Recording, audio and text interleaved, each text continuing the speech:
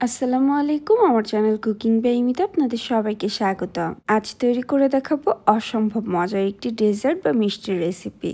যেটাই বলেন না কেন, এটা দেখতে যেমন ইয়ামি, খেতে কিন্তু তার থেকেও অনেক বেশি মজার হয়। আর আজ এই ডেজার্টটা কিন্তু আমি পাউরুটি দিয়ে তৈরি করব। পাউরুটি দিয়ে যে এত মজার ডেজার্ট তৈরি করা যায়, এভাবে একবার তৈরি না করলে বুঝতেই পারবেন না। আর যাকেই খাওয়ান না কেন, সে কিন্তু আপনার প্রশংসা করতে বাধ্য হবে। হয়তোবা আগে কখনো এভাবে রেসিপিটি ট্রাই করেননি, অবশ্যই একবার হলেও ট্রাই করতে পারেন। আশা করছি আপনাদের অনেক বেশি ভালো লাগবে। এখন কথা না বাড়িয়ে আমি পুরো রেসিপিতে চলে যাচ্ছি। প্রথমে এখানে একটা প্যান নিয়ে নিয়েছি আর নিয়ে নিচ্ছি 750 গ্রাম তরল দুধ, মানে 3 কাপ তরল দুধ ইউজ করেছি। আপনারা চাইলে কিন্তু এখানে 1 লিটার তরল দুধ ইউজ করতে পারেন। আর এই দুধটা আমি আগে থেকে জাল করে রেখেছিলাম, এখন রুম টেম্পারেচারে আছে। এর সাথে সমান করে 3 টেবিল চামচ দিয়ে দিচ্ছি কাস্টার্ড পাউডার। আপনারা ভরে ভরে ইউজ করলে 2 টেবিল চামচ ইউজ করতে পারেন। আর 2 টেবিল চামচ ভরে ভরে দিয়ে দিচ্ছি গুঁড়া দুধ। গুঁড়া দুধটা অপশনাল, দিলে খেতে বেশি ভালো লাগবে। আর 4 টেবিল চামচ ভরে ভরে দিয়ে দিচ্ছি চিনি। মিষ্টির পরিমাণটা আপনাদের স্বাদ মতো কমিয়ে বাড়িয়ে এখানে ইউজ করতে পারবেন। চিনি যেহেতু আমি আরও কয়েক জায়গায় ইউজ করব, সেজন্য এখানে একটু কম ইউজ করেছি। এখন এই সব কিছুকে একসাথে খুব ভালোভাবে মিশিয়ে আমি প্যানটাকে চুলায় বসিয়ে দিয়েছি। চুলার আঁচটাকে এখন মোটামুটি মিডিয়ামে রেখে এটাকে অনবরত নেড়ে নেড়ে জাল করে নিব। যেহেতু কাস্টার্ড পাউডার ইউজ করেছি, খুব দ্রুত এটা ঘন হতে থাকবে, নিচে ধরেও যেতে পারে, সেজন্য এটাকে অনবরতই নাড়তে হবে। অল্প কিছুক্ষণের মধ্যে দেখবেন এটা ঘন হতে শুরু করবে। এই মিশ্রণটা তৈরি হতে একদমই সময় লাগে না। এটাতে বলক আসতে আসতে এটা বেশ খানিকটা ঘন হয়ে এসেছে। বলক আসার পরে এখন এর সাথে দিয়ে দিচ্ছি 1 টেবিল চামচ কাঠবাদাম আর 1 টেবিল চামচ পেস্তা বাদাম। বাদাম দিলে এটা খেতে অনেক বেশি ভালো লাগে। হাতের কাছে 2 ধরনের বাদাম না থাকলে যে কোনো একটা ইউজ করতে পারেন। আর এটাতে বলক আসার পরে 2 মিনিটের মতো জাল করে নিলেই হবে। এই মিশ্রণটা কিন্তু তৈরি হয়ে গিয়েছে। কনসিস্টেন্সিটা একটু দেখিয়ে দিচ্ছি। এটাকে এর থেকে বেশি আর ঘন করা যাবে না, কেননা এটা ঠান্ডা হলে আরও বেশ খানিকটা ঘন হয়ে যাবে। কাস্টার্ডের মিশ্রণটাকে একটা সাইডে রেখে এখন ডেজার্টের ভেতরের ফিলিংটা তৈরি করে নিব। এখানে একটা ব্লেন্ডারের জারে 15-16টার মতো কাঠবাদাম আর 15-16টার মতো কাজু বাদাম নিয়ে নিয়েছি। বাদামগুলোকে আধা ঘন্টা আগে ভিজিয়ে রেখেছিলাম, এতে বাদামটা কিছুটা সফট হয়েছে। আর কাঠবাদামের খোসাটাকেও ছিলে নিয়েছি। সাথে দিয়ে দিচ্ছি 1 পিস পাউরুটি। পাউরুটিটাকে একটু ছিঁড়ে ছিঁড়ে দিয়ে দিচ্ছি, এতে ব্লেন্ড করে নেওয়া ইজি হবে। সবকিছুকে আমি খুব ভালোভাবে এখন ব্লেন্ড করে নিচ্ছি। আর এগুলোকে ব্লেন্ড করে নেওয়ার পরে দেখে নিশ্চয়ই বুঝতে পারছেন এটা একদম গুঁড়া গুঁড়া হয়ে গিয়েছে। এখন এটাকে একটা বাটিতে নিয়ে নিচ্ছি।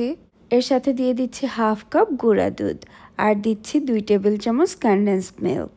কনডেন্স মিল্কের পরিবর্তে চাইলে কিন্তু আপনারা এখানে চিনিও ইউজ করতে পারবেন। সেক্ষেত্রে চিনিটাকে ব্লেন্ডারে গুঁড়া করে নিতে হবে। বাদাম আর পাউরুটির সাথে একসাথে গুঁড়া করে নিতে পারেন, তাহলে খুব ইজিলি চিনিটা মিশে যাবে। আর এটাতে আমি ভরে ভরে 2 টেবিল চামচ কনডেন্স মিল্ক দিয়েছি। আপনারা চাইলে কিছুটা কম বেশি দিতে পারেন। আর এটাতে খুব সুন্দর একটা কালার আনার জন্য আমি এখানে কিছুটা রেড ফুড কালার ইউজ করেছি। অল্প একটু রেড কালার দিয়েতে এটাতে খুব সুন্দর একটা পিঙ্ক কালার এসেছে। এটাকে মেখে নেওয়ার সময় যদি প্রয়োজন মনে হয় তাহলে কিছুটা তরল দুধ ইউজ করতে পারেন। আমি এখানে 2 চামচের মতো তরল দুধ ইউজ করেছি। আপনাদের কিছুটা কম বেশি লাগতে পারে, তবে দুধটা একবারে দিবেন না, অল্প অল্প করে দিয়ে মেখে নিলে একদম পারফেক্ট তৈরি হবে। এটা দেখতে কিছুটা স্টিকি মনে হলেও 5-7 মিনিট রেখে দিলেই কিন্তু শক্ত হয়ে যাবে। এখন এখান থেকে অল্প কিছুটা করে পোর্শন নিয়ে হাতের তালুর মাঝে রেখে গোল করে নিচ্ছি। আর এই বলগুলো কিন্তু খুব বেশি বড়ও না, আবার খুব বেশি ছোট না, মিডিয়াম সাইজের করে তৈরি করে নিচ্ছি। এক একটা বল এক একটা পাউরুটির মাঝে ফিলিং হিসেবে দিয়ে নিব। আপনাদের যে কয়টা বল হবে সেই কয় পিস পাউরুটি কেটে নিতে হবে। কয়েক পিস পাউরুটি নিয়ে নিয়েছি, সেগুলোর সাইডের ব্রাউন অংশটাকে কেটে নিচ্ছি। ব্রাউন অংশটা কেটে নেওয়ার পরে সেগুলো ফেলে না দিয়ে আপনারা চাইলে কিন্তু খুব ইজিলি এগুলোকে ব্লেন্ডারে দিয়ে ব্লেন্ড করে ব্রেড ক্রাম্বস তৈরি করে নিতে পারেন।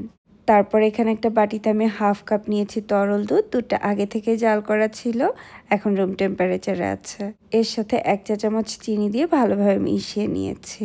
এখন 1 পিস করে পাউরুটি নিয়ে দুধের ভেতরে এপাশ ওপাশ করে জাস্ট একবার ডিপ করে নিচ্ছি। খুব বেশি সময় রাখা যাবে না, তাহলে কিন্তু অনেক দুধ সোক করে নিবে। একবার ডিপ করে সাথে সাথে উঠিয়ে নিয়ে এটাকে হাত দিয়ে একটু চেপে এক্সট্রা দুধটা বের করে নিতে হবে, তা না হলে পাউরুটিটা অনেক বেশি সফট হয়ে যাবে। ভালোভাবে চিপে নেওয়ার পরে যে বলগুলো তৈরি করে রেখেছিলাম, এখন এটার মাঝ বরাবর রেখে এটাকে খুব ভালোভাবে মুড়িয়ে একটা বলের মতো তৈরি করে নিব। খুব ইজিলি কিন্তু এগুলো এভাবে বলের মতো তৈরি হয়ে যাবে, যেহেতু পাউরুটিটাকে সোক করে নিয়েছি। একইভাবে আমি বাকি সবগুলো তৈরি করে নিয়েছি। আর আমার এখানে টোটাল 7 পিস হয়েছে। আপনারা কম বেশি করে তৈরি করতে পারেন। তারপরে যে কাস্টার্ডের মিশ্রণটা তৈরি করে রেখেছিলাম সেটা এখন এই বলগুলোর উপরে দিয়ে নিচ্ছি। কাস্টার্ডের মিশ্রণটা দিয়ে নেওয়ার পর এটাকে একটু ডেকোরেট করার জন্য উপরে কিছুটা বাদাম দিয়ে নিচ্ছি। এটা কিন্তু টোটালি অপশনাল, দিতে না চাইলে না দিলেও চলবে। এক দেখাই সবাই প্রথমে ভাববে এগুলো মনে হয় বড় সাইজের কোনো রসমালাই। দেখতে যেমন এগুলো রসমালাইয়ের মতো, খেতেও কিন্তু তার থেকে কোনো অংশে কম নয়। আমি একটা ভেঙে দেখিয়ে দিচ্ছি যে ভেতরটাও দেখতে কতটা সুন্দর লাগছে। রেসিপিটি এভাবে একবার হলেও ট্রাই করতে পারেন। যদি আপনারা এভাবে ট্রাই করে থাকেন আমাকে কমেন্ট সেকশনে জানাতে ভুলবেন না আপনাদের কেমন লাগলো। আর অবশ্যই কিন্তু ডেজার্টটা 2 ঘন্টা ফ্রিজে রেখে ঠান্ডা করে তারপরে সার্ভ করবেন। যারা রেসিপিটি দেখছেন কোথাও যদি একটুখানিও ভালো লেগে থাকে আমার চ্যানেলটি সাবস্ক্রাইব করে রাখবেন। আজকের মতো এখানেই বিদায় নিচ্ছি, আবার নতুন কোনো রেসিপি নিয়ে চলে আসবো। সবাই অনেক বেশি ভালো থাকবেন আর আমাদের জন্য দোয়া করবেন। আল্লাহ হাফেজ।